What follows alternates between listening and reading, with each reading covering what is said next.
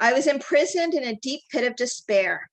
I felt embarrassed, guilty, ashamed, and stupid. I felt I must be weak for allowing myself to fall into the hole. I had become enslaved by my feelings, and I knew I had to free myself from the pit. I knew I had to progress towards freedom, but I wasn't sure how. I realized the journey would be difficult and scary. Moving from the known, no matter how bad, to the unknown is terrifying. But despite the challenges, I knew I had to do it. In order to free myself from the pit, I had to unlearn so many beliefs. Just climb out, it's easy. It's selfish to take time off. I'm just weak. I'm not worth it. I can still work, it's not so bad. I don't deserve to take care of myself. Each step in my journey helped replace these hurtful thoughts with more positive beliefs. As I walked, my soul sometimes felt as barren as the desert, completely empty. Days would go by on which I failed to see any beauty around me, even though I knew it was there. At times, it felt as if bricks were tied to my legs, but I trekked along. Often it seemed like I had to take one step backward for every 2 steps forward, but even at that pace, I would eventually reach the end. Along the way, I met other people. Each path was different, yet at one point our roads intersected and we held each other's hands along the way. The people I met were amazing. They seemed so different from me at first, but I came to realize we were alike. We were all traveling through our own personal desert to find freedom. Other times I was alone, even surrounded by people, I was alone. The loneliness was the hardest. I could see my friends, but they seemed so far away. It was like they were in a distant land, speaking in a foreign language, so I did not know how to reach them or even communicate with them.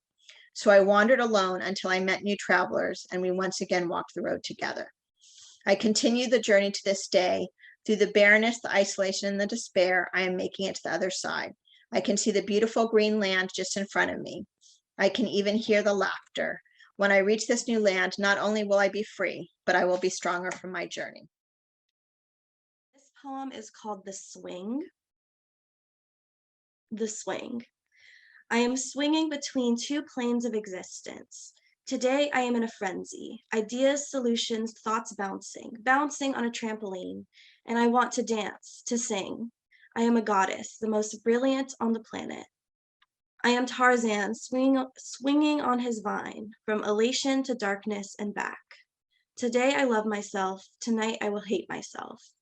A cocktail of lithium and duloxetine downed with apple juice. I remember the swing in my grandmother's backyard. I would close my eyes and I was flying. Once again, I am swinging, but I cannot jump off or land on the patch of grass. Today is a golden, bright, flourishing new day. Tonight, my mascara will smudge. 1,200 milligrams are my sunlight. The rope on which I swing is frayed, and every pill breaks down each strand, helping me land on a warm patch of grass. So that poem is about my experience with bipolar disorder. I wanted to represent the mood swings that I have, and the type of bipolar that I have makes it so that even from day to day, I could have a really good day and crash. And I wanted to portray that in this poem of how you're up and you're up and you're up, and then you're down, and it's really, really high extremes. One of the reasons that we share our story is because when you look at us, we're not the face of what you think of with mental illness.